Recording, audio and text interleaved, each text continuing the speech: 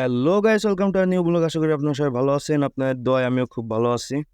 আমরা অনেক সময় বাইকের লুকিং গ্লাসটাকে নিয়ে একটু সমস্যায় পড়ে যাই।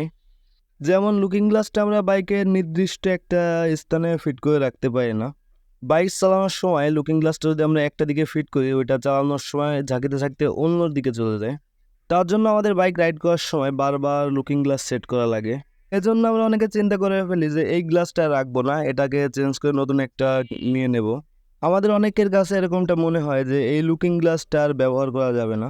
আসলে বিষয়টা তা না, এই গ্লাসটাও ব্যবহার করা যাবে। এই গ্লাসটাও তেমন কিছুই হয়নি। আমরা চাইলে নিজেরাই এই গ্লাসটা ঠিক করে নিতে পারি। তার জন্য আমাদের এই গ্লাসের নিচে যে কভারটা, সেই কভারটা খুলে নিতে হবে। এরপরে বাইকটা ডাবল স্ট্যান্ডে করা থাকলে সিঙ্গেল স্ট্যান্ড করা লাগবে, আর আমি সেটাই করব এখন। আর যেহেতু আমি নিজেই ক্যামেরা দিয়ে শ্যুট করতেছি, আমার একটু সমস্যা হবে বাইকটা সিঙ্গেল স্ট্যান্ডে নিতে। তারপরেও কষ্ট করে নিচ্ছি আর কি আপনাদের ভিডিওটা দেখানোর জন্য।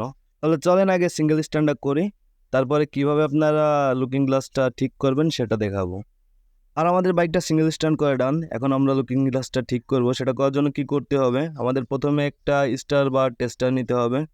আর আমার কাছে যেহেতু এই মুহূর্তে স্টার নেই, এজন্য আমি টেস্টার নিয়েছি। টেস্টার নিয়ে প্রথমে আপনারা লুকিং গ্লাসের গোড়ায় দেখবেন তিনটা নাট, ওই তিনটা নাট একটা একটা করে টাইট দিয়ে নেবেন। যতটা টাইট দেওয়া যায় ততটাই টাইট দিবেন। আর আমি সেটাই করছি, নাটগুলো একটু সুন্দর করে টাইট দিচ্ছি। আর যেহেতু আমি ক্যামেরাম্যান নিজেই, এজন্য আমার ভিডিওটা একটু নাড়াচাড়া করতেছে। যদিও একটু ভিডিওটা খারাপ হচ্ছে, তারপর আপনারা যদি সম্পূর্ণ ভিডিওটা দেখেন তাহলে হয়তো আপনাদের একটু উপকারে আসতে পারে। তার জন্য বলবো আপনারা ভিডিওটা শেষ পর্যন্ত দেখেন।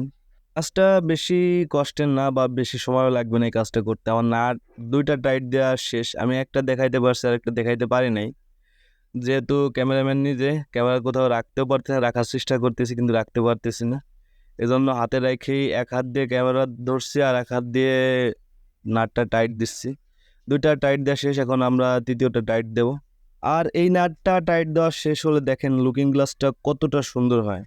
একবার মনে হবে নতুনের মতো আছে। নতুন গ্লাসে যেমন ফিল পাওয়া যায়, আশা করি এই গ্লাসটাতেও ঠিক তেমনই ফিল পাবেন।